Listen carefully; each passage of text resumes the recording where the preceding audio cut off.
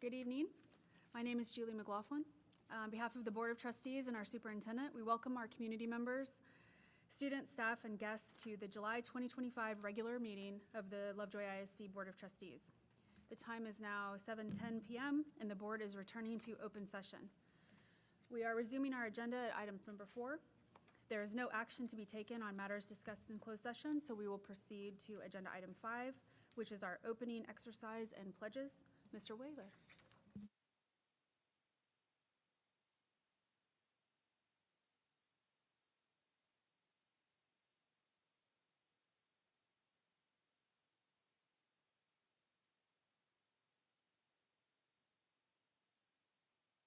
Three leaders. Oh, there we go. That clicked on. I have 3 leaders from the Lovejoy High School campus. Our pledge leaders this week, or this time around, are 3 students that represent the kind, hardworking, and talented students in our Lovejoy band. We have Lily Bedner. Lily is a senior flute player in the band, and this is her first year as drum major and her second year in band leadership. We also have Gavin Wagner. Gavin is a junior saxophone player, and this is the second year as a Lovejoy band drum major. And then Megan Lyons is a senior French horn player, and this is her second year as a drum major. She is also a 2-year All-State band member. Our band program has started band camp these past couple weeks. They started last week, and it is a hot time to be out marching. We saw them out today, so I appreciate all the effort and work that you put in.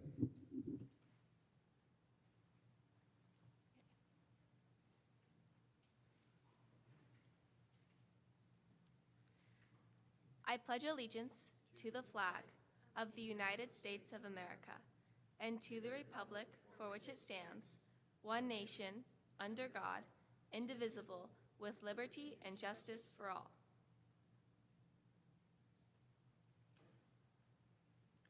Honor the Texas flag.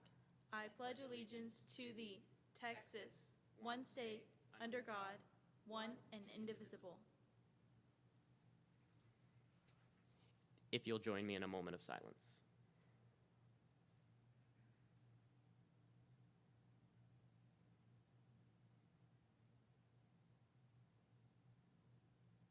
Thank you.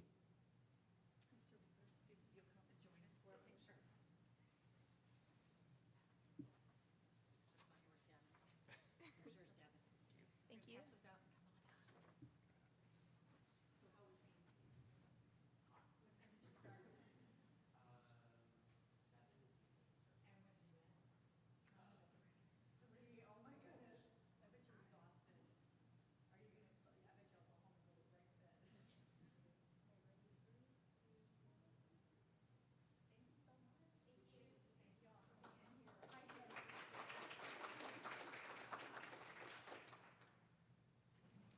Thank you very much. Agenda item number 6, recognition. We begin each meeting by recognizing key celebrations for our students, staff, and our schools because they are at the heart of our mission as a board. These moments remind us why we're here, to support educational excellence, student success, and the strength of our district. First up will be a welcome of new staff. Ms. Koenig. Good evening, everyone. I am so excited to be here back for another school year. 25-26 is here. And I was going to introduce a few of our 2 key team members tonight. One, we want to welcome our new principal of Puster Elementary, Miss Chrissy Wagner. Chrissy comes from Virginia, Yorktown, Bethel Manor Elementary School, where she has been the principal there for 6 years. 17 years in education, and her also, one thing that was very impressive to us, she last year had a 2024 National Blue Ribbon School. That I know that process is long and tedious, but very rewarding. So they had some excellent scores there and instruction and engaging experiences for kids. We're so proud to welcome her. Her husband here, Derek, is here of 19 years, and her kiddos, Lexi and Ben, and I believe they're going to be future little lepers there. So let us welcome Chrissy Wagner. Come on up, Chrissy.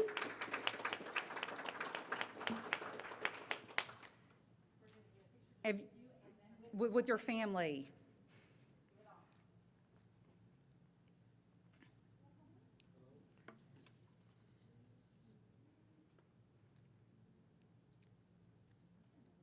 And now, yes, I want to get a picture of y'all.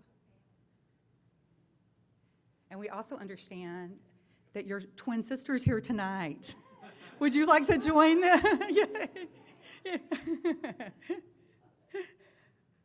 We've been very curious about that.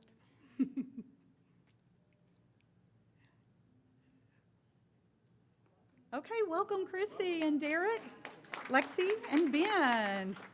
We're glad you're part of our Lovejoy family. And next, we're going to introduce Miss Jamie Flemmer. Ms. Flemmer is our new LCDC, Lovejoy Child Development Center coordinator. She has been, most of you know her at Hart for the past 2 years, the assistant principal there. She has 21 years of experience as a classroom teacher, facilitator, science coordinator.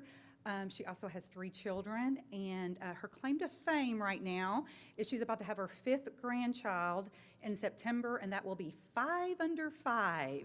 So Jamie, would you come up so we can welcome you? Yay. We got a lot of little leopards down there. Get a picture of you. And Mark, we want to get a picture of you, Jamie's husband. You'll come up.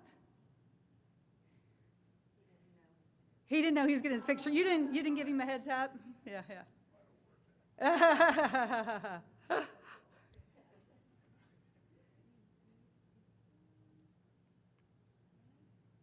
Okay, thank you. We're going to have an exciting year.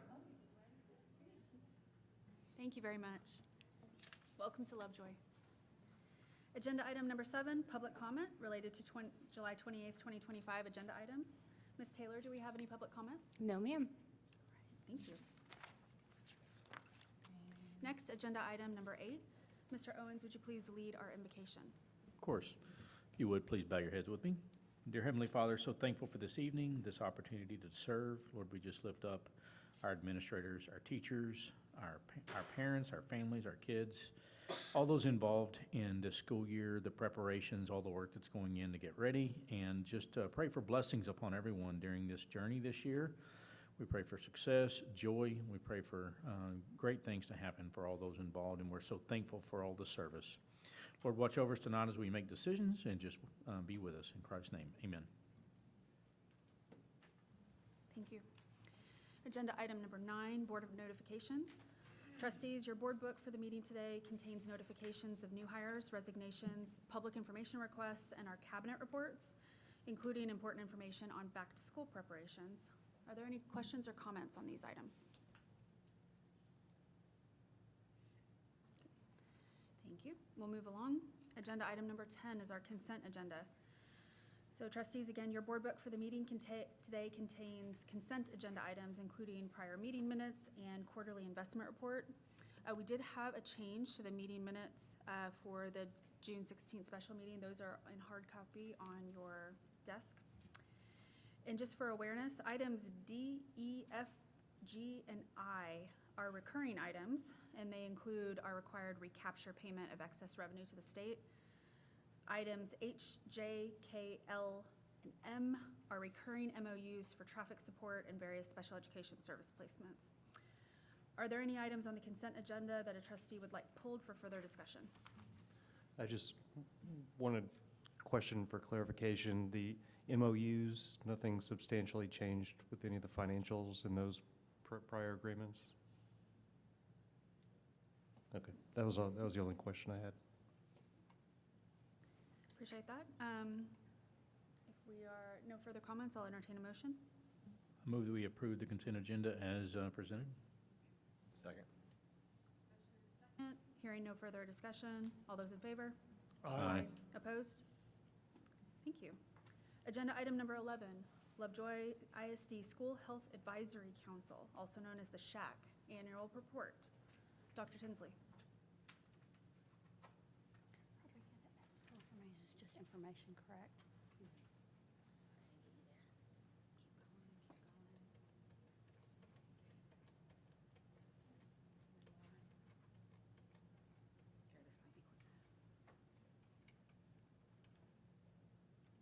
Getting through consent. Is that still consent? Mm-hmm. We got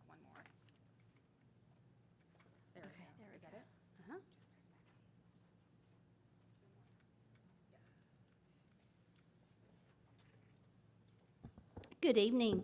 I am here to share the annual report for our School Health Advisory Council, and as required by Texas Education Code, Section 28.004, the Board of Trustees is charged to establish a local School Health Advisory Council known as the SHAC Committee to assist in the local community values as reflected in the district's health education instruction. So I'm here to give you the annual report for 24-25.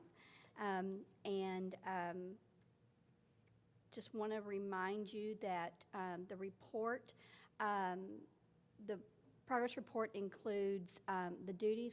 We review the duties of the SHAC members. We summarize the state legislative requirements to which SHAC must comply. We include the meeting dates, and then we also include the goals, activities, and accomplishments and recommendations. And that is all within a report that is attached to your board documents. Just a reminder, it's an advisory group that's appointed by the Board of Trustees annually. We will be bringing forth at the August meeting the recommendations for the 25-26 committee members and so the SHAC committee for next year, but this is just our annual report.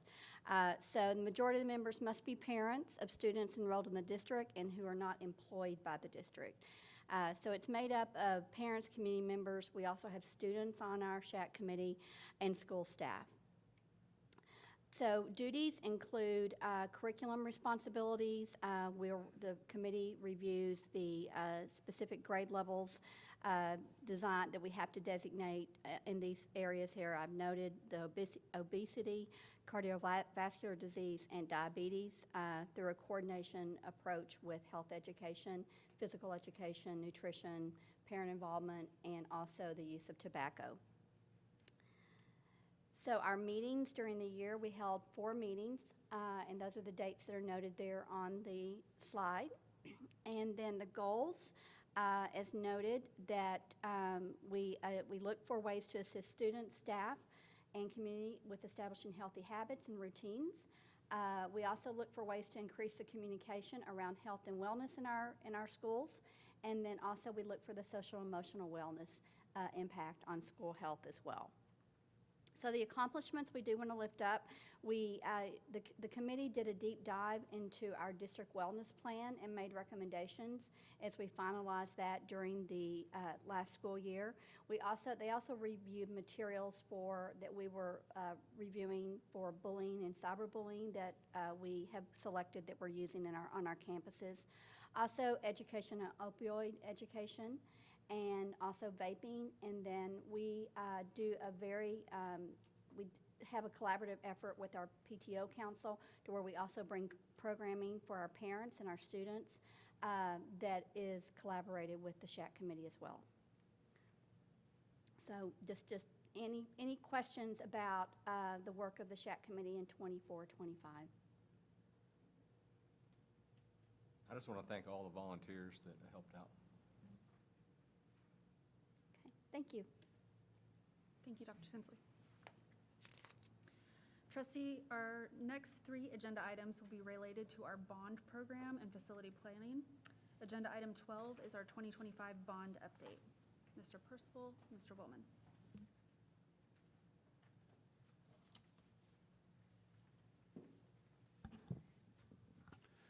Good evening. So what better way to kick off the brand new school year with celebrating some decisions that were approved by voters at the end of the past school year. So we just want to provide a quick update on the 2025 bond. Here is a snapshot of some work that kicked off on May 29th and that brings us forward to today. Where you'll see the Board of Trustees. We're going to ask for consideration of the approval of the administration's recommendation on the ranking of architects.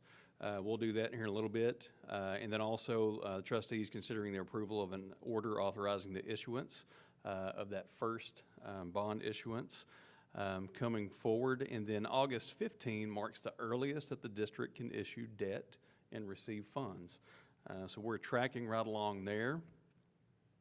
Our pathway forward from today is once we have the rankings of the architects that completed the RFQ process, then we'll be able to go into the negotiation of pricing for those services that the RFQ was published out for. Then from that point, we will work through the development of a master plan that will outline the scope and schedule of the projects that were approved by both the board and by voters. Bond-related project management staffing considerations will also be part of that, along with visioning, educational specifications, and technical design guideline development in collaboration with architects, teachers, and administrators. It will also include the design phase, construction bid and procurement, construction phase, and then also post-construction. And of course, those are our larger master plan projects. Then we also will have many smaller projects that will be within the full scope of the 5-year bond. With that, I'm going to ask Mr. Willman to come over and touch on Senate Bill 4 and some of the updates that we want to live forward tonight. Thank you, Mr. Percival. Good evening, Board. So as Mr. Percival shared, tonight, Board, you will consider approval of an order authorizing the issuance of our first installment. You may recall last month during the June regular board meeting, Mr. Doug Witt presented an update on the issuance of the first installment. So tonight's request is both timely and strategic in light of recent legislative changes. So due to Senate Bill 4, Senate Bill 4 will increase the homestead exemption from $100,000 to the $140,000. Very similar to prior bill in 2023, there is a hold harmless provision included in the 2025. The main difference, though, is in 2023, the bill included all bonds authorized on or before May 2023. But in Senate Bill 4, they're only going to hold harmless all bonds issued through August of 2025. So to protect the district's long-term tax rate and preserve the full value of the voter-approved bonds, we are moving quickly to issue a portion of the authorized bonds this summer before the deadline. So you can see here, so tonight we're reviewing the plan of finance and then considering adopting the order authorizing. And then in the same week, we're looking to do the bond sale and locking in the interest rates with a closing date of late August. Thomas, real quick, when they're issued, how long do you have to have them until you have to sell them? When they're issued, how long? We say we approve to sell 100 million, and then is there a certain time frame that you'll have to act to sell them? I don't know the answer to that. I can double check and get back to you on that one. But I know from this perspective, we're trying to sell all of it by the end of August to meet the timeline for the hold harmless.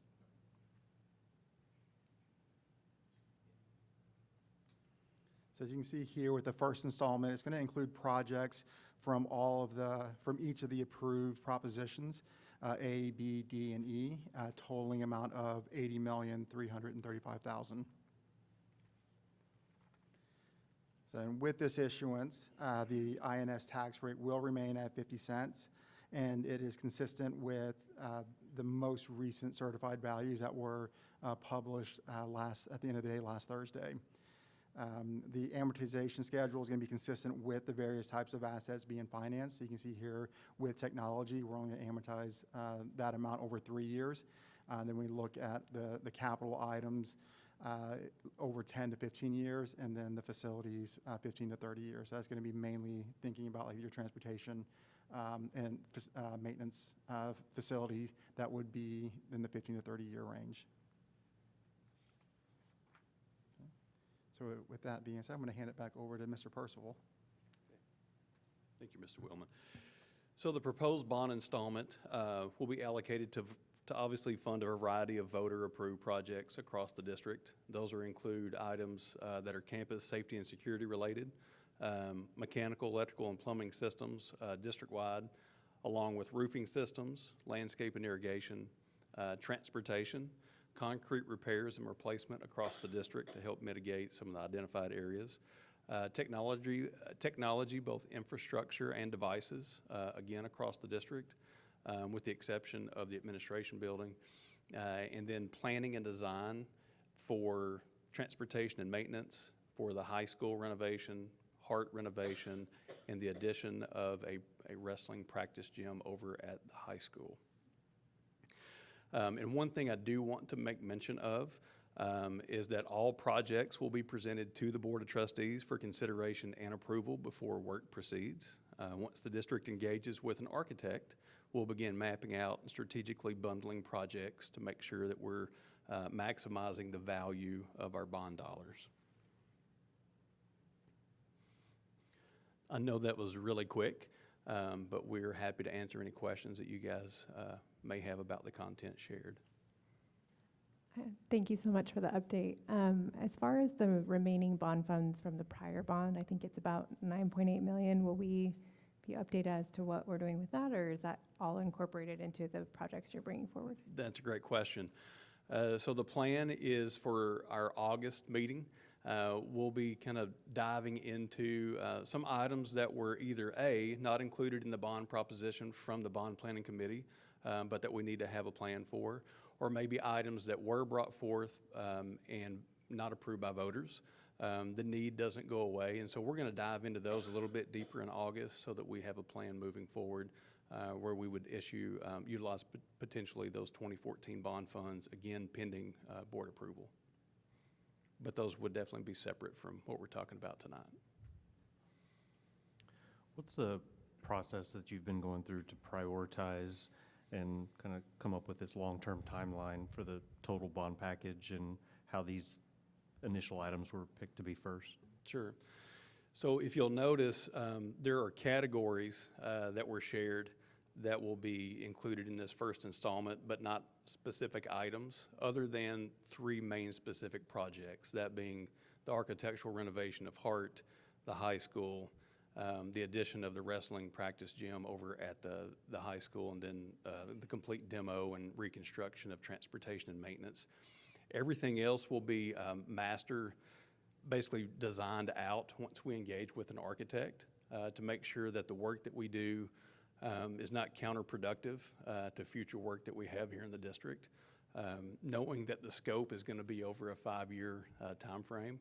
So we just want to make sure that we're very strategic with how everything interacts and fits together, and that the projects are going to be as least disruptive to learning as possible. Are we requesting issuance of the maximum that we can, given this hold harmless circumstance around the homestead exemption, or is this, are we maximizing the benefit of that circumstance? Yes, we are, based off of the most recent certified values and the anticipated, the plan of finance. We are maxing out with the 80.3 million. Perfect, thank you.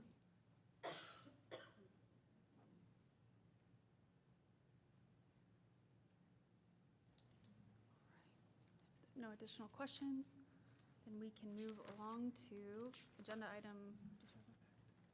Oh, do we act on this one? This is an update. This is the bond update.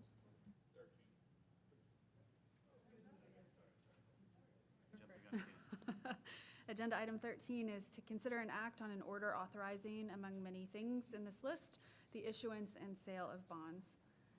Gentlemen. Okay. So we just presented on the plan of finance, and so it's the administration's recommendation that the Board of Trustees approve the bond sale parameters as presented.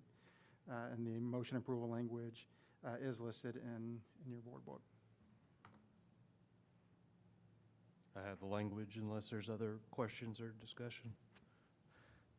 I'll move to approve the order authorizing the issuance of unlimited tax school building bonds, appointing a pricing officer, and delegating to the pricing officer the authority to approve the sale of the bonds and documents related thereto, establishing certain parameters for the approval of such matters, leaving an annual ad valorem tax for the payment of the bonds, and enacting other provisions relating to the subject.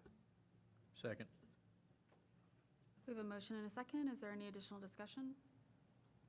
Hearing none. All those in favor? Aye. All those opposed? Motion carries. Thank you. Item number 14, consider an act on the request for qualifications for architect services. Good evening, Board. Again, as Mr. Percival shared, we are in the process of going through an RFQ for architectural services. The main difference between a request for qualifications and a request for proposal, so the RFP, is that according to Texas Education Code, for contracts for professional services such as architect, engineer, or surveyors, we are required, our governmental entities shall first select the most highly qualified provider of those services on the basis of demonstrated competence and qualifications. And then the second round will be then to attempt to negotiate with that provider a contract at a fair and reasonable price.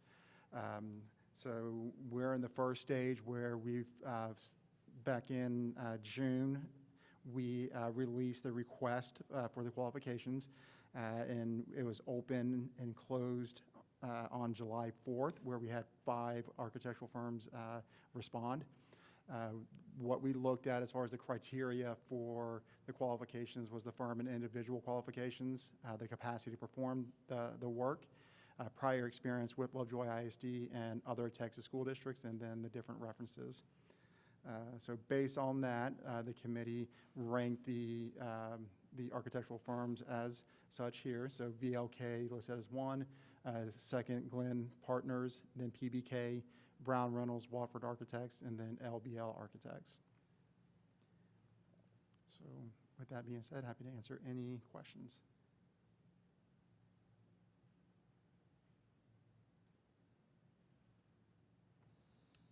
Any questions, Board?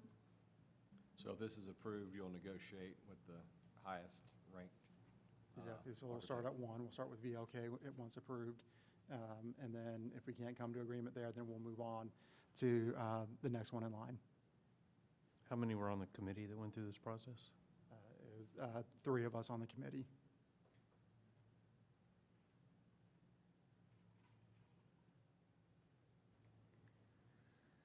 The recommendation from the administration is that the board approve its ranking of architects.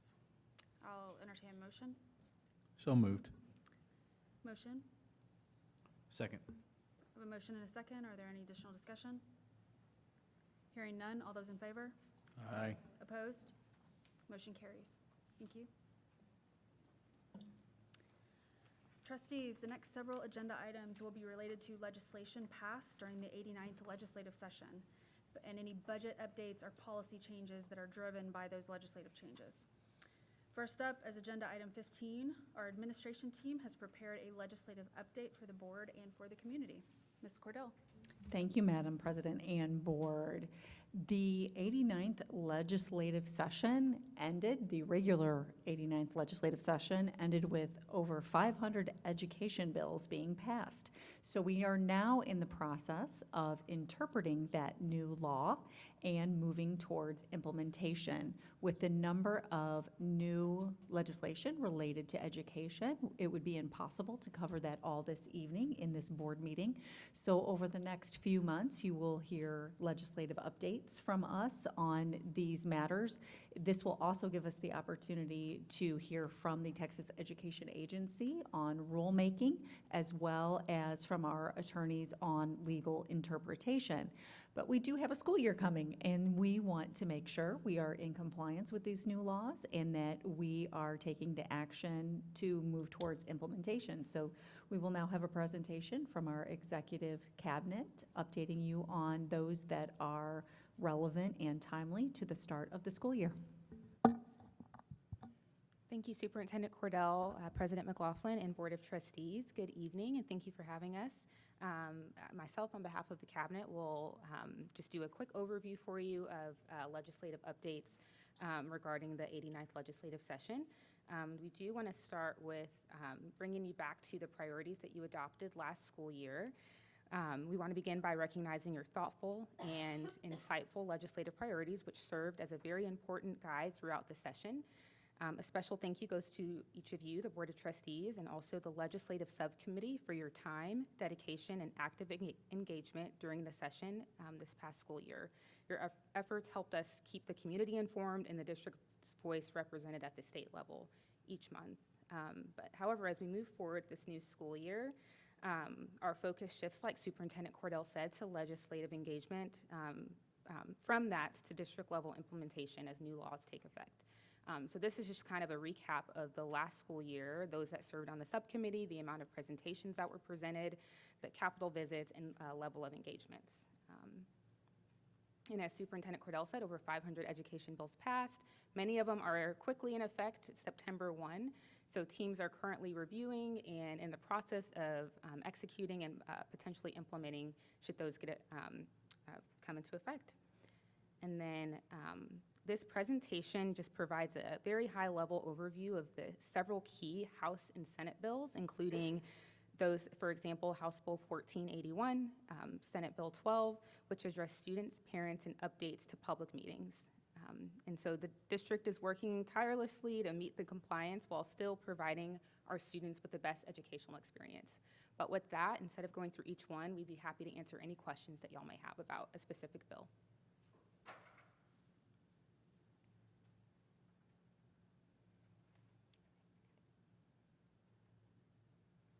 Any questions?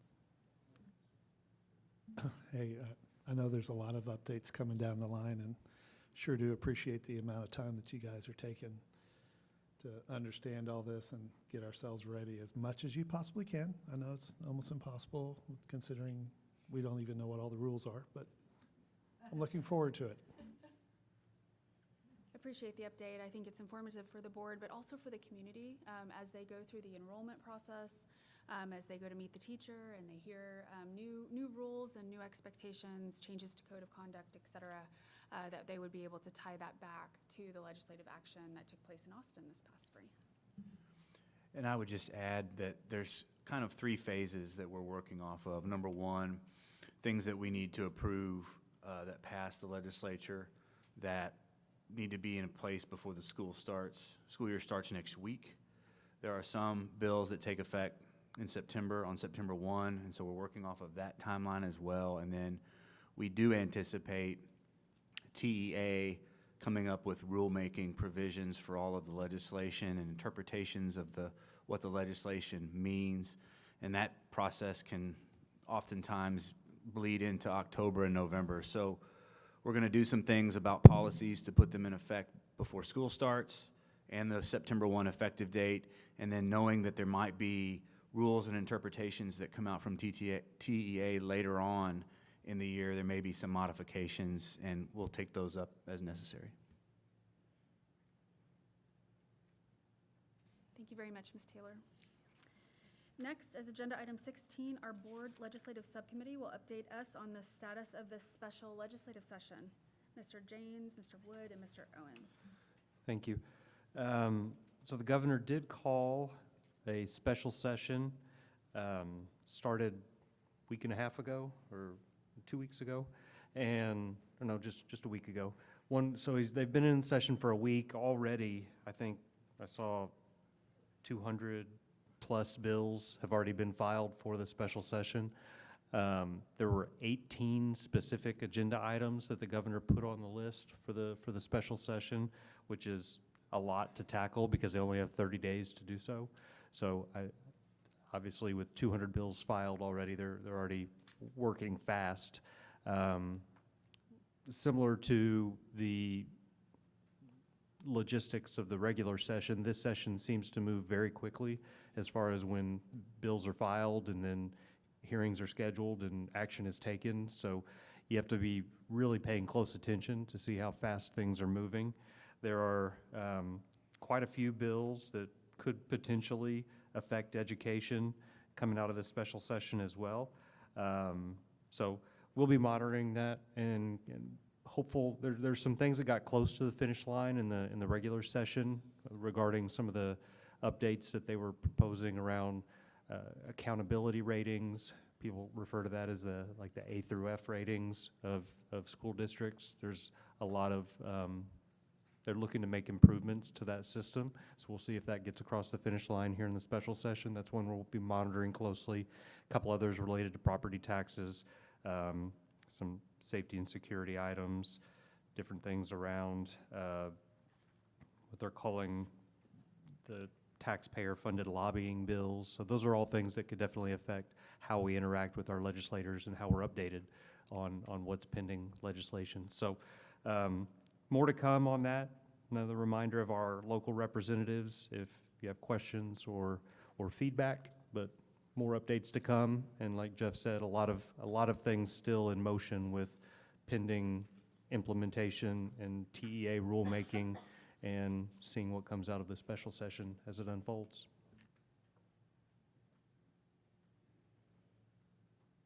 Thank you for the update. It sounds like the fun will continue.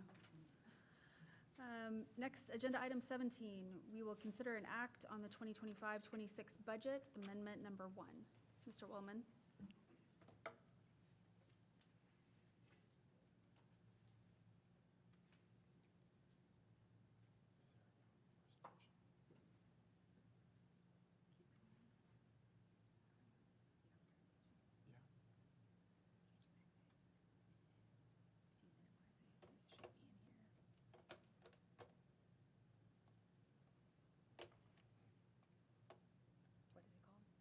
presentation. Right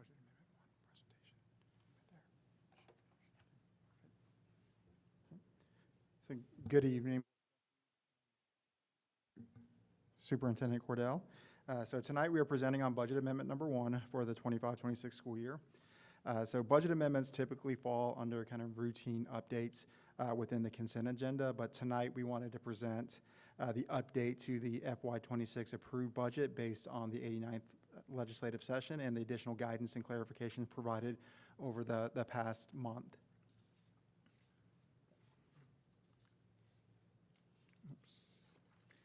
So the original FY26 budget was adopted in June of 25 to ensure legal requirements were met by the district. As you know, the district at the time adopted a deficit budget of approximately $2.7 million based on previous law and funding. So during the final stages of the budget process, the legislature finalized key policy and funding decisions that impacted local operations and funding. So based on the information at the time of the budget adoption, the district anticipated a net benefit of $1.4 million based off of the items here listed here. So based on the additional information with adjustments to state and local funding and required expenditure realignments due to statutory changes or compliance requirements, the budget amendment number 1 reflects an increase in revenue of roughly $3 million and an increase in expenditures of roughly $1.6 million, resulting in a net benefit of roughly $1.4 million that we anticipated back in June. So here what we're looking at is we're only looking at the FY26 budget as opposed to a multi-year going into FY27 like we previously looked at.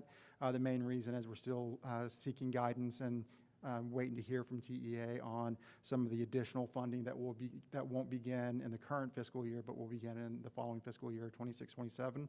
An example of that would be the special ed funding. So with that being said, our anticipated deficit will decrease from the roughly $2.7 million down to roughly $1.3 million.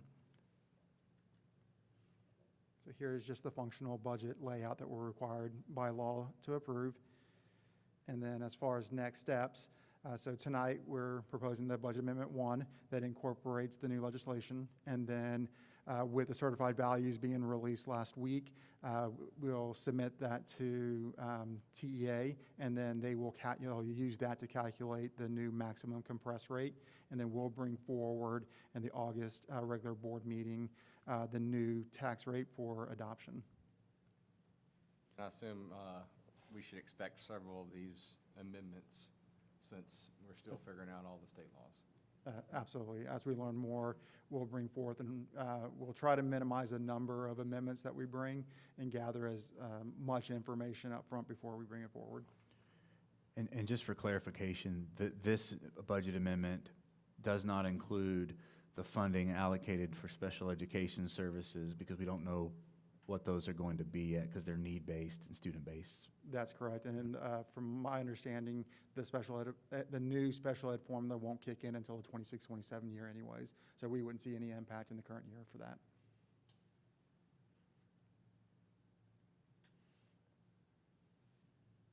Any additional questions? So the motion on the table from the, the recommendation from the administration team is to approve budget number 1, amendment number 1 as presented. Do I have a motion? I'll make a motion to approve Budget Amendment 1 as presented. Second. A motion and a second. Is there any additional discussion? Hearing none. All those in favor? Aye. Opposed? Motion carries. Thank you. Agenda item number 18, consider an act on board policy related to HB 1481, electronic devices. Dr. Zambezi.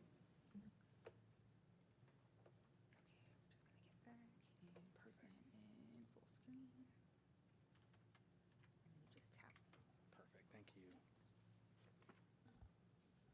All right, members of the board, Superintendent Cordell, thank you so much for having us tonight. We'll be presenting on HB 1481, Electronic Device Policy and Procedure Recommendations. Just to provide a brief historical overview of the recent happenings, on June 20th, 2025, HB 1481 was signed into law. This created a ban on the use of personal communication devices, including cell phones, while on school property by students during the school day in Texas school districts.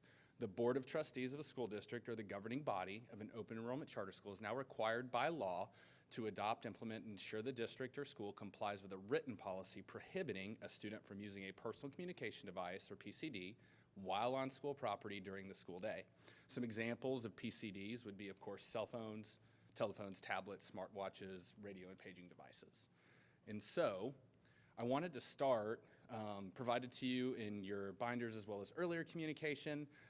This is the main portion of the proposed cell phone policy, FNCE, for PCDs. And so a personal communication device includes a telephone, a cell phone, such as a smart or flip phone, tablet, smartwatch, etc., capable of telecommunication or digital communication. Students are not permitted to use PCDs during the school day on school property, and all PCDs must remain securely stored and out of sight in accordance with applicable administrative regulations and the student handbook. An authorized district employee may confiscate a PCD and assign disciplinary consequences for any PCD use in violation of this policy, the student handbook, and administrative regulations. And I started with this slide because now on the next slides we'll kind of backwards design this, and I want to be able to illustrate the supporting procedures, which would be under the umbrella of this policy, and then we'll come back to this at the end after any questions. All right, so Lovejoy ISD, K through 12, HB 1481 policy. Students must have their cell phone and any other personal electronic devices turned off, out of sight, and stored in their backpack during the school day. Students may not use their cell phones on campus during instructional hours at any point during the school day. To clarify this, this includes, but is not limited to, lunch, leopard time, and advisory, and passing periods. What you'll see in some of our communication in the future potentially is a saying like away for the day, but it will be supporting these 2 bullet points above. Another thing that you saw in the proposed policy would be disciplinary responses when a cell phone is taken up. And so just to let you know what would be in our student handbook in those supporting documents, of course, when a PCD was witnessed by a teacher in this example, that staff member may give that student a warning. So please put your cell phone in your backpack, make sure it's off. I don't want to see it again because that would be negatively impacting that learning environment and obviously violating this policy. If it were to happen again, the PCD would be secured by the teacher, a discipline referral would be entered. That administrator may assign consequences in alignment with the student code of conduct, and that student may pick it up after school. Second offense, so the student gets their cell phone or PCD picked up again, this would be another office referral. Our administrators would obviously take everything into consideration as they investigated, talked with the student and their family, look at consequences in alignment with the student code of conduct, and parent retrieval would be required after the student got their cell phone taken up again. This third offense right here, the same referral happens, an administrator is notified, and then a parent retrieval would happen in a behavioral planning meeting with that campus administrator. In that behavioral planning meeting, obviously due to the PCD, why is this behavior happening, kind of a root cause analysis, and putting interventions in place to make sure this didn't happen again. Also discussing the current disciplinary consequences, supporting the student both ways, but of course talking about, hey, if this were to happen again, what would we be looking at? That's why when you look at further offenses, if this were to continue to happen, it would obviously be an issue that had the attention of the student, the teachers, and the administrator at this point, since our students are so well known by all of our educators, and we would handle this in accordance, of course, with the behavioral agreement, but with the student code of conduct to look to see how we can correct this negative behavior, right, in the best interest of the school and the student. And so those are the procedures that would be supporting a possible policy, right, for you to adopt. And so at this time, that covers the slides and the potential policy and the procedures. Are there any questions? So as drafted by the legislature, the required policy requires what you outlined regarding cell phones on school property during the school day, meaning bell to bell is how I've seen it written. Yes, sir. So from the absolutely. first period bell to the end of the last period. Yes, sir, absolutely, bell to bell. So when that bell rings, passing periods, lunches, of course, classroom instruction, which is really the focus of this law, that is where the off and away policy and those procedures come into play. Extracurricular activities after school in the gym when there's a crash, that wouldn't apply here. And because this legislation was crafted by the legislature, is there any room for us not to follow HB 1481 with respect to implementation of a policy that meets the requirements of that bill? I guess short answer, we must collaborate and adopt a policy, yes, sir. Yeah, so I was just basically Yes. getting your agreement that Yes, sir. legislature is requiring us to implement this policy as presented. Mandated, yes, sir. And have you seen, school districts all across the state, not just Lovejoy, are required to implement this policy, correct? Yes, sir. And have you seen example policies from other school districts, and do they track not only the bill, but also the policy that you're bringing forward? Yes, sir. We've tracked a number of both surrounding school districts, but also districts from across the state, because we wanted to, as part of the collaboration process, we wanted to put the best policy forward and then also customize it for Lovejoy. So with that said, I would say that 80% of the policies that we've seen align almost, I would say 90 to 100% with what we're putting out there, especially in regard to those first couple slides. Mr. Wood is bringing out his trial attorney today. So if I could say this in layman's terms, the experience that our students have maybe at Sloan or Willow would carry forward to the high school. Is that a simple way to summarize that? Absolutely. We're taking some of the success that they've had there and some of the models that they've had there. We're making this the K through 12 expectation and hope to see the same positive results, as we've seen at those campuses. Trustees, the recommendation of the administration is to amend board policy FNCE local as presented. I'll entertain a motion. So moved. Second. Motion and a second. Is there any additional discussion? Hearing none. All those in favor? Aye. All those opposed? Motion carries. Thank you. Agenda item 19, consider an act on board policy related to Senate Bill 401, homeschool participation in UIL athletics. Dr. Zambezi. All right, thank you for having me once again. We'll move into presentation for SB 401, participation in UIL activities regarding homeschool students. Again, a little history on SB 401. In the 24-25 school year, which we just finished up, school districts could opt in to allow homeschool participation. Homeschool students could participate in UIL activities at the school that the student would be eligible to attend based on the student's residential address if the school district had opted in. With SB 401, the change is now school districts shall provide homeschool participation unless the school board votes to opt out of allowing homeschool participation. Homeschool students may participate in UIL activities at the school closest to the student's residential address that does allow homeschool participation if the school to which they are zoned opts out of homeschool participation. So, under this new law, homeschool students are eligible to participate at public schools unless the school board opts out. The UIL has set the opt-out date decision for this year as September 1st. In future years, it'll be a little bit earlier than that. And so that is the deadline that we're working with. Again, the policy that we have forward to consider, right? So the rules say that we can opt out and then adopt a supporting policy of that opt-out.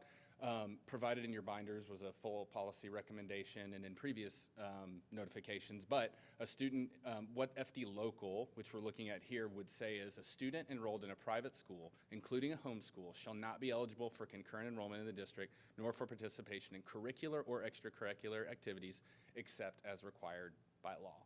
And so that's what we have for your consideration tonight, but I'm happy to take any questions around SB 401. Have the surrounding districts, are they planning on opting out? The majority of surrounding districts are planning to, or many have already opted out. So if we didn't opt out, we would basically, any homeschooler or somebody's wanting to play, all the surrounding areas would come to our district. If we did not opt out, we'd be opted in, and so yes, sir, we would, if we were the next closest district, then they would explore the process with us in that example. My understanding is that the bill does provide for some funding to come with those homeschooling students. Do we feel that that $1,500 would cover any funding that we needed to run the program or administrative costs? With the short answer, with the administrative and the logistical requirements to hypothetically have a homeschool student come in, no, ma'am. One of the distinctions in the policy or in the proposed policy is that homeschool students would or would not be subject to pass to play UIL requirements that all of our enrolled students would be required to follow. Right. So with a couple, and that goes back to the administrative part of this, with the students' enrollment, if a district were to remain opted in, you would have to look at, on the administrative side of it, there are some national test examples that they give that I think at a 6-week mark would have to be considered in regard to looking at grade level, et cetera. And so that would be one area, but then after that, you're looking at things like also they're subject to the PAPF, right, previous athletic participation, and the 15-day rule from UIL. And so administratively, to look at that, plus, so you have 3 different windows to look at. You're going with UIL eligibility and athletics, you're going with the academic side and the grade tracking and what that looks like. And then, of course, you're going into some of those funding examples that you talked about.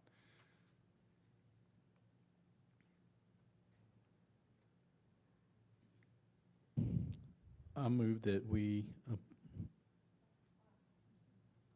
In terms of Lovejoy and our teams right now, do we have spots or kids that are trying out that aren't making it? Like there are enrolled kids that aren't getting to play right now? Yeah, Is that fair? that's a great question. So if you'll remember from some of our recent data from year to year, 90% of our Lovejoy High School students are involved in an extracurricular. 75%, those extracurriculars are actually UIL activities. And so we have students who are attending Bell to Bell and then working really hard to try out. And so we do have tryouts for the majority of especially our athletic programs, but even when you look at fine arts, you think about things like theater and stuff like that, and cheer, you have tryouts all over the place. And so to answer your question, yes, there are cuts in the majority of our programs. And then if you look at it from, I would say, a culture, like a culture and a positive environment standpoint, you could have a situation where a student encompasses our values in our community and is going to school 8 to 4, and then a homeschool student were to show up and take another spot away, even though we are doing cuts. So I think taking that into consideration would be something that I've reflected on and would recommend.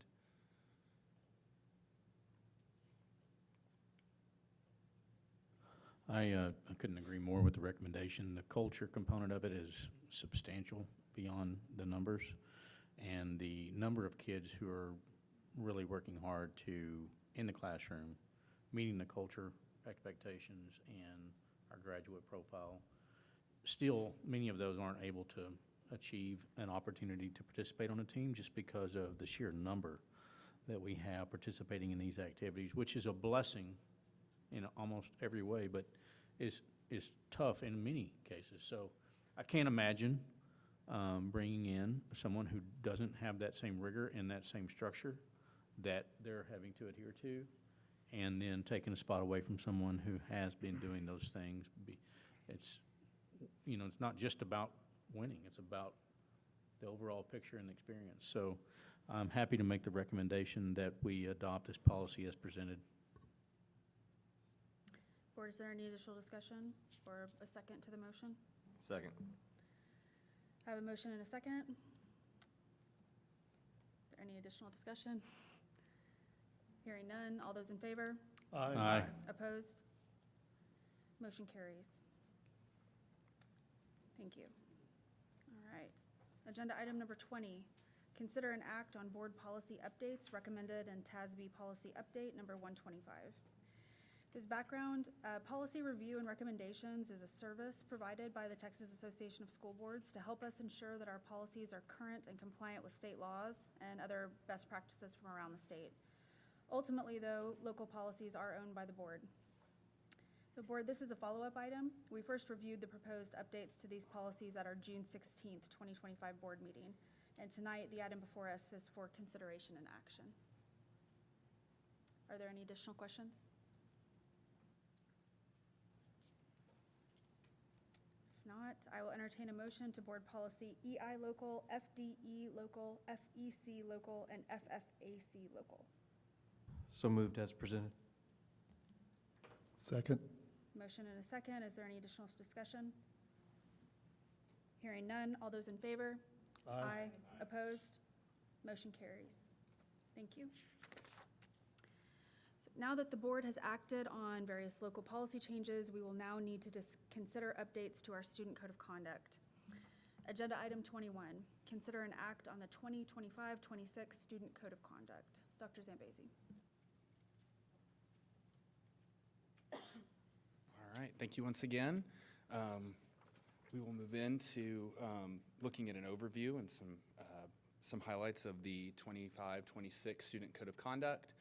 You'll have, as stated, you'll have seen a lot of these bills and a lot of these laws already in this meeting, but we're going to take a deep dive in regard to what they look like, especially with student discipline.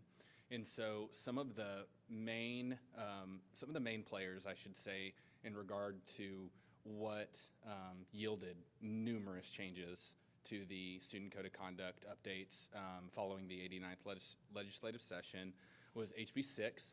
It made substantial changes to Chapter 37, including clarifying the length of suspensions, removing mandatory DAP placements for the possession of an e-cigarette, and allowing districts to create virtual expulsion programs. House Bill 1481, as we've covered in depth tonight, mandates that school districts adopt that PCD policy and ban cell phone use during instructional time, among other PCDs. And Senate Bill 326, while anti-Semitism and things like that were protected under FFH, what that bill did was actually provide specific examples for anti-Semitism language, and it allows administrators to look at those things when they're investigating claims, right? And then Senate Bill 569 is an interesting option for us, and it looks at virtual hybrid education as an alternative to expulsion before expelling a student. And so some of those things we were talking about that down the road, we'll need to take a look at and see if it could benefit our district in any way. A couple things that I wanted to point out while we were reviewing this is students may now appeal a suspension of OSS or ISS to campus administration. HB 6 expands general authority for administrators to assign consequences for off-campus offenses. And so it's not only that 300 feet that we talked about or at a school event. There are some situations where a campus administrator can get a notification or get news of an offense occurring and assign consequences. HB 6 also really broadens a little bit, reduces, may not be the right word, but reduces the threshold for student removal by a teacher. And we'll have a plan in place regarding Chapter 37 of what that flow chart looks like. And then clarifies comparable service when special education students have ISS to ensure that we're meeting those needs if they are given ISS. As you know, HB 1481 changes DAP, that's HB 6, changes DAP placement requirement with e-cigarettes. It can go to ISS now, but you still have that education component. HB 6 makes former discretionary placements at DEP as mandatory when it involves the harassment, assault, retaliation of a school employee or volunteer. HB 6 also, you're seeing a pattern, now includes a mandatory expulsion for unlawfully carrying a weapon and threatening to use a firearm. And HB 6 added new language regarding what we said on that first side, that virtual expulsion. A couple technology specific that I wanted to bring to your attention as we read this over. Enhances language regarding AI offenses that harm students. And so using technology to bully, to harm students is clarified in the Code of Conduct and includes some new language for administrators. And then also technology, but more on the academic side, clarifies language to limit the use of AI in classrooms on assignments. If a teacher permits certain things to use AI on assignments, then that's fine, but it goes into detail regarding the penalties to be able to use the types of tools we have available to us now to do the students' work. And then lastly, HB 6 and SB 26 clearly define that anti-Semitism language we talk about, and updated definitions. Just when you look in the glossary, a lot of times when we're doing investigations or there's claims, we go to the board policy and we go to the language in the Student Code of Conduct to see if XYZ behavior meets those glossary terms. And so just wanted to draw attention that it's now more clear and specific on disruption of classes, disruptive activity, and it clarifies the definitions to be used when looking at the Student Code of Conduct. And so lots of updates in the Student Code of Conduct. Always happy for any questions, but those are just some of the highlights. But anytime we have something come up where we're going to look at the Student Code of Conduct, we'll go slow and we'll ensure that we're looking at the right information to make our decisions. Given the number of laws that are still yet to be interpreted and or enforced, we would expect more of these, I'm assuming? Absolutely. When you look at what are going to be some of the large updates, largest ever that we get from some of the agencies that are charged with providing recommendations, model policies, et cetera, when we get those throughout the school year, just like we've talked about on some of these other items, we'll collaborate, we'll keep you in the loop and make sure that we provide the best recommendations possible and get these things accomplished throughout the school year and in response to all these legislative updates and laws. In addition to the changes as a result of legislation, I noticed that you mentioned, clarification regarding the use of AI on educational assignments. I think that's really important. It's just so prolific these days that I think having some clarification on that regard is important and very forward-leaning, so thank you for that. Could you talk a little bit about how, other than tonight's board meeting, how parents and students will become aware of this revised Student Code of Conduct? Well, some of the things we talked about, for instance, the cell phone policy and that information, that's in the Student Code of Conduct. A lot of this information will be sent either through our normal platforms directly to parents and students in the coming days and before school starts. And then on a lot of these things, we actually have any disciplinary change, we actually have TEA in the language required to send us by the first day of school or before a summary of what that change is. So we can take that, we can deep dive it, and we can get that information to parents as soon as possible. And so if it's not tonight in the Student Code of Conduct, then it will be forthcoming. And I assume the teachers will go over the AI stuff with the students as well. Right, right. And a lot of that is our partnership when student services mixes with curriculum instruction, because those teachers, as these new AI tools are coming out, they're talking, and then we're able to listen to them, see what types of tools, and then C&I, tech, student service can talk about what our response is to that, and then how to get out in front of it in a positive way.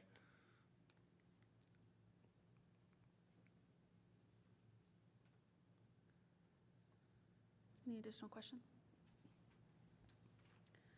So board, the recommendation from the administration is to approve the proposed 2025-26 Student Code of Conduct. I'll entertain a motion. So moved. Second. Motion and a second. Is there any additional discussion?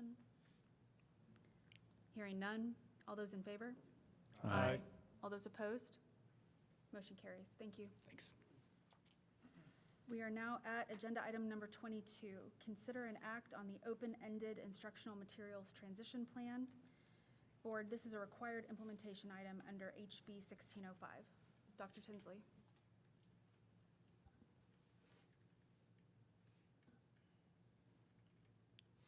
Okay, thank you. So that is correct. This is part of House Bill 1605 that requires instructional materials transition plan for school districts and that adopt an open educational resource. So what's the difference in an open educational resource? These are the resources that are approved by the State Board of Education.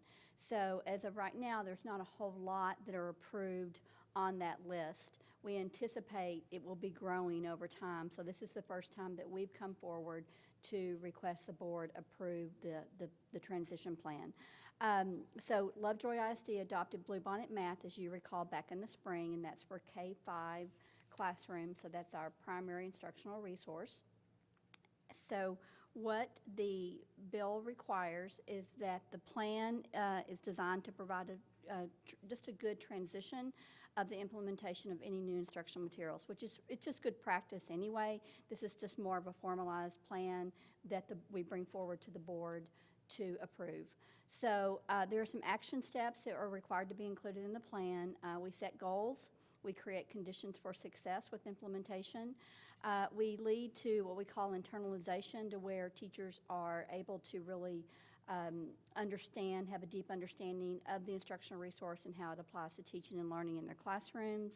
We look at opportunities to see it in action in the classrooms and for feedback opportunities so that we can adjust the plan if necessary.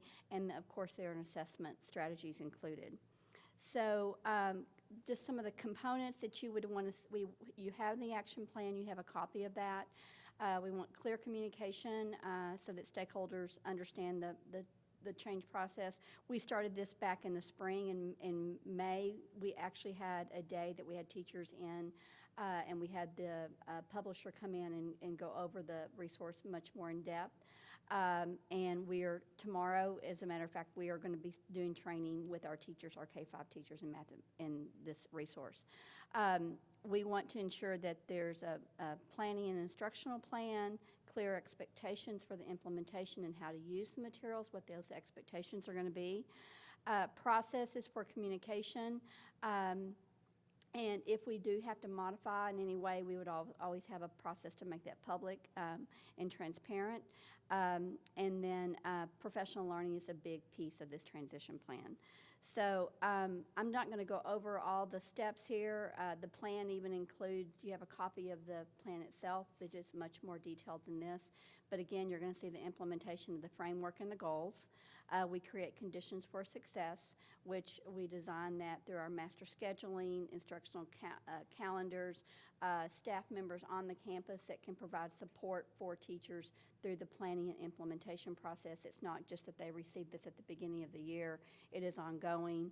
And then a communication plan if we need to get feedback. We have an ongoing back and forth feedback from teachers to help adjust that.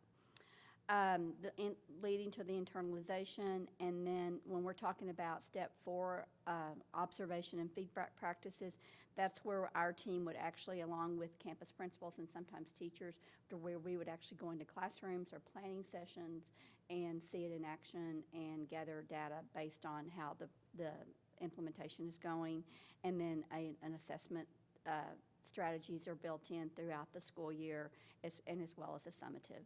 So what we are asking is that the Board of Trustees approve the transition plan for these materials that we have adopted.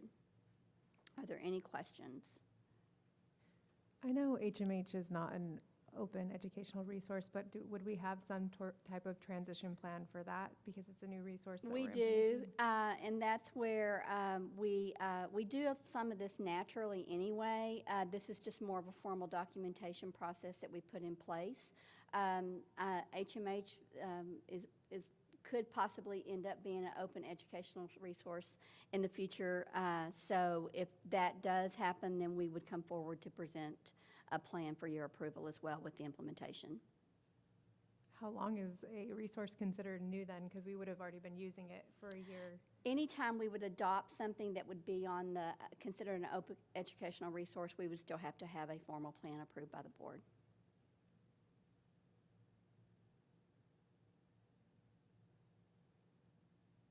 Any additional questions? If that, we consider a motion. So moved.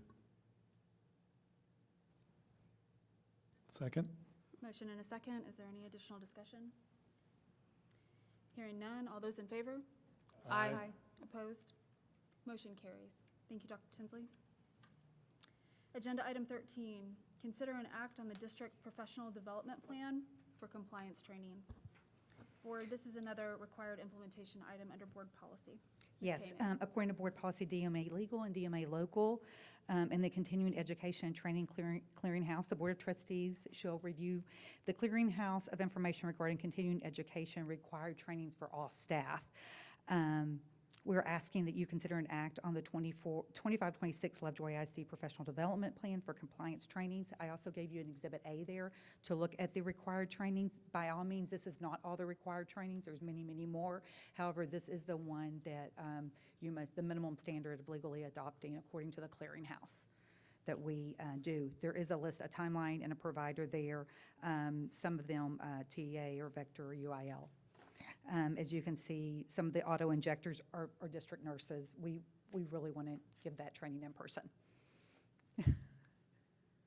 Questions for me?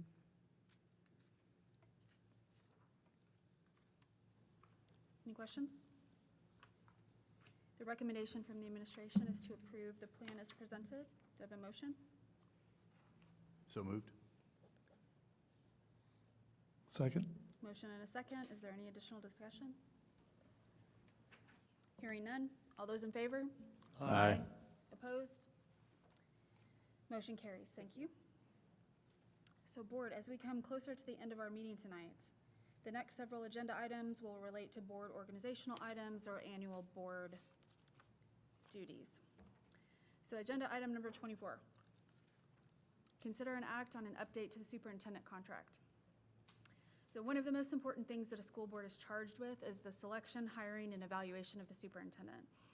Included within these duties is the execution of the superintendent's contract. We review the superintendent's contract annually, typically in the June and July period, to ensure that the agreement stays current and compliant. Today's proposed revisions are largely administrative and actions that are anticipated under the wording of her existing contract, or are required following new laws recently passed in the 89th legislative session. Trustees, you have seen a draft of these proposed contract changes earlier today during our consultation with legal counsel. I will open the floor for any discussion or comments.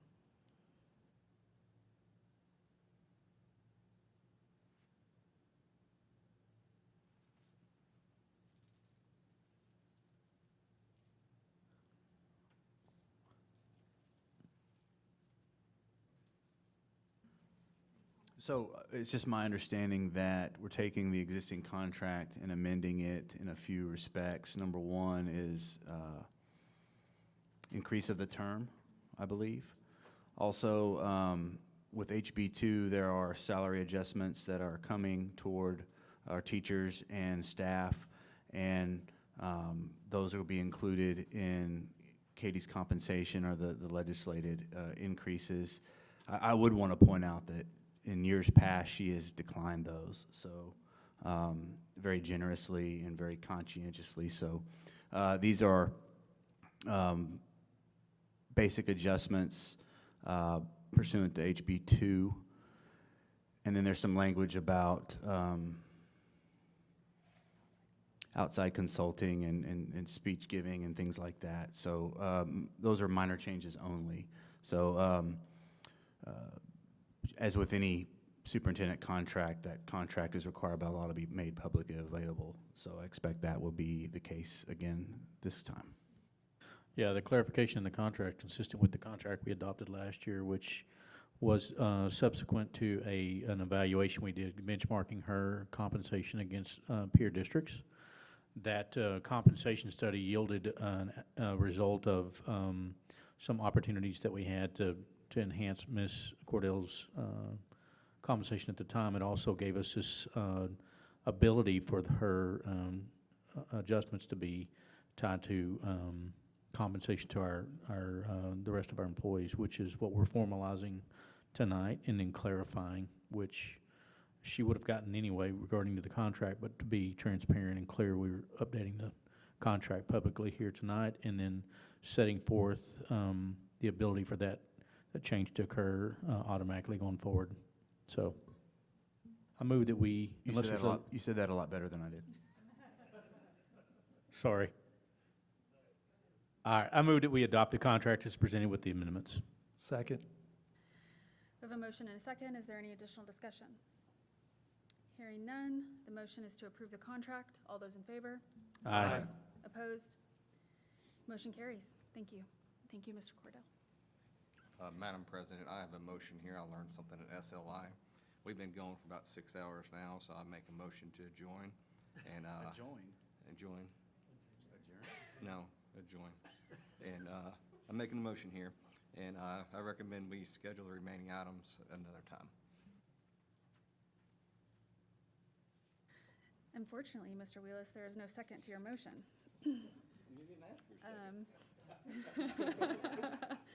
We're close. Just hang on, man. Just hang on. As a point of privilege, I will mention to my fellow trustees that we are moving along very expeditiously this evening. Okay, agenda item number 25, update from the Board Special Committee on Board Operating Procedures.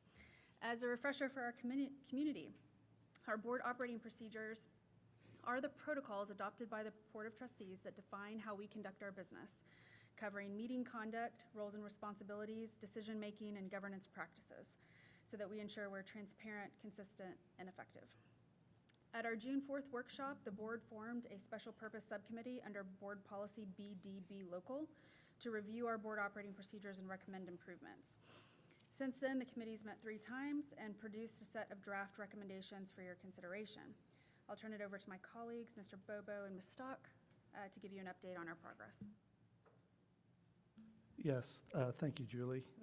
So we took 6 steps to complete our charge under this charter. Step 1 was to review the existing board operating procedures for opportunities to improve things such as clarifying language, removing redundancies, and maybe updating the flow. Step 2 was to incorporate comments from board self-assessments in the past and any of those exercises that we've already completed. And step 3 was to recognize that as board members, we are always learning. So we decided to attend some training on some best practices for board operating procedures. And that was step 3. Step 4 was reviewing board operating procedures from 11 plus districts, mostly as a reference point to see what was commonly included. Mark, there wasn't any motion to adjourn sections, I'm sorry. But we use those more as a reference point, and then we're able to customize our document by considering the usage and audiences for the document. That's step 5. Mostly the usage is for us as a board to guide our day-to-day governance, and we tried to keep more of a user guide manual mindset. For example, one of the things we felt that we could supplement was onboarding new trustees. So we made sure that we added that. And then we wanted to use it as an education piece for the community. If they want to know more about who we are, what we do, how we want to do it, this is a great tool for that. And finally, probably most importantly, as we've heard this evening, is considering changes with new legislation. We've done our best with this first draft to be in alignment with the changes that we see coming, but we will probably have to tweak that as we get more updates. So I think we're in a phase where we're just receiving feedback from the rest of the board at this point. So trustees, you've received an initial draft of the committee's work earlier today at our team building session. I welcome any discussion or feedback now. I thought the initial draft was very impressive, and thanks for all the hard work. Yeah, I think we'll be talking about the revisions over the next coming month and change, either at workshop or board meeting. But I too would like to thank all of you for what appears to be an awful lot of work. I know you guys were trying to downplay it and say it's mostly formatting, but I'd take legislative committee over that any day. It seems like you guys had a lot of stuff to review and think about and draw from resources. So The draft looks very professionally done, very thoughtful, and I'm looking forward to diving into it and discussing it further. But thanks primarily for your efforts thus far. Thank you very much. So just in terms of next steps, the board has approximately a month to review and consider recommendations from the committee before we aim to bring this forward for a board vote at the end of August. Agenda item 26, consider an act on a board endorsement. So tonight, the board considers endorsing a candidate for Region 10's Position A on the Texas Association of School Boards, also called TASB Board of Directors. TASB is an association comprised of elected trustees from all over Texas that advocates for public education and provides training, resources, and policy guidance to school boards statewide. By endorsing a strong, qualified candidate to represent Region 10, Lovejoy ISD can amplify its voice in those important statewide advocacy efforts. Trustees, I will open the floor for any discussion or comments.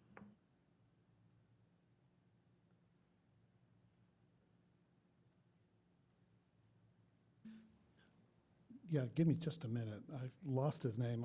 I was recommending the trustee from Garland ISD, and for some reason right now I just cannot remember his name. Give me just a second.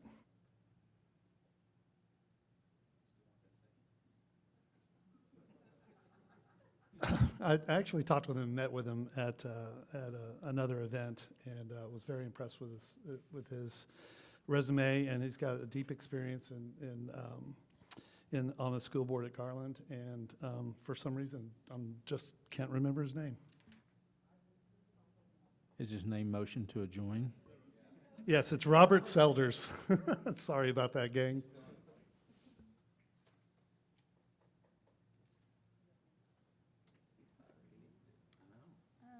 That's my recommendation. Everyone that submitted their requests were qualified, but it's just, I felt like this guy was probably going to be the one that's going to represent us well at TASB. Is he running or wanting to run for TASB, or? Yes, he submitted his request to do that to us via our board emails. So is that a motion, Marvin? I move that we elect or Robert put our candidacy in Selders for Jr. Robert Selders Jr. as candidacy for the TASB Association of School Boards, Region 10, Position A. Second. Motion and a second. Is there any additional discussion? Okay, the motion on the floor is to endorse Mr. Selders. I have a motion and a second. All those in favor? Aye. Opposed? Motion carries. Thank you. Agenda item number 27 is a discussion on an update to a board meeting calendar. So trustees, at our May 19th board meeting, we approved the 2025-26 board meeting calendar date, listing all of the dates and time of day for our planned board meetings and workshops for this school year. As a result of new legislation passed during the 89th session, school boards are no longer permitted to hold board meetings or workshops during business hours. With this law change, some of our planned board meetings on our calendar will need to shift. So currently, all of our meetings for fall 2025 were already in the evenings, won't require a change. But some of our board workshops planned for the spring of 2026 were previously scheduled on Wednesday mornings. We will need to shift those into the evenings, either also on Wednesdays, or we can consider other days of the week. So trustees, I'll open the floor for any discussion or comments. So all we're doing is taking 3 spring workshops and moving either the day or the time? Yes. 4. I meant 4. Yeah. What about like the team of 8 training? Can that be within the? I think it's any posted meeting. I do too. I do, as long as it's outside of business hours. And after September 1st. After September 1st, yep. So trustees, is Wednesday evening still a good time, or would you like to propose another day? I'd prefer a Monday. It seems like there's more school activities going on later in the week. I'm really good with either night. I don't have a problem with doing them on the Mondays, provided it's not a holiday or an off day. Okay. Sounds like we have a tentative consensus. So we will adjust that board meeting calendar based on this feedback, and we will bring it forward and propose it for a board vote at a future meeting. Agenda item 28, Superintendent's Report. Ms. Cordell. Thank you, Madam President and Board. Anticipation is in the air about the start of school next week on August 7th. We cannot wait. All of our teachers were back today for professional learning, and they are getting ready for our precious children, and we could not be more excited. We also have a strong commitment to safety and security in Lovejoy ISD, and if you will recall, last spring, you as a Board of Trustees approved the use of 2014 bond funds for upgraded, enhanced silent panic alert technology that will be at all of our campuses and in all of our facilities, and each of our teachers and staff members will have enabled technology that allows us to respond in a much quicker manner should there be the need. And we are grateful for your support, our community's support, and looking forward to that enhancement. I also wanted to share with you that we had some very positive news come from the College Board, which is the governing body of advanced placement. They've released their data to us this summer. And in the last 4 years, Lovejoy High School has had an increase of 42% in the number of AP exams taken. We have increased the number of students taking at least one AP exam by 30%. We've increased the percentage of test takers earning a 3, 4, or 5 by 11%, and increased the number of AP scholars by 57%, and that's all in the last 4 years. So with the 21-22 school year, we had 299 AP scholars, and then this spring, we had 469 AP scholars. So our students are doing amazing things. They are excelling. And we are so grateful for the efforts of our teachers who support our students and take their role so seriously in this realm. We are very, very grateful. And again, good luck getting all those back to school forms done, and we can't wait to see you at our back to school events. Thank you, Ms. Cordell. Agenda item 29, public comments related to non-agenda items. Ms. Taylor, are there any public comments? President McLaughlin, there's no public comments this evening. Wonderful. All right, thank you. So as we close our meeting tonight, I do have a couple of items to share. First, on behalf of the board, thank you to our administration and district staff for your dedicated efforts this summer to steward us through the many, many changes passed for school districts during the 89th legislative session. Reviewing the laws, researching and proposing updates to our policies, and then building the necessary processes and systems to ensure that we will be compliant. We know that this is no small task. Tonight's agenda was just a portion of the updates that we will consider, and we invite our community to follow along with us during our August meetings as we address additional changes that are required to be in place by September 1st. Second, welcome back to our wonderful district staff who are back on campuses today. Thank you for the work that you are doing and that you will do to prepare to welcome students back into the building. The board looks forward to celebrating with you on Monday at Convocation. And with that, we are adjourned.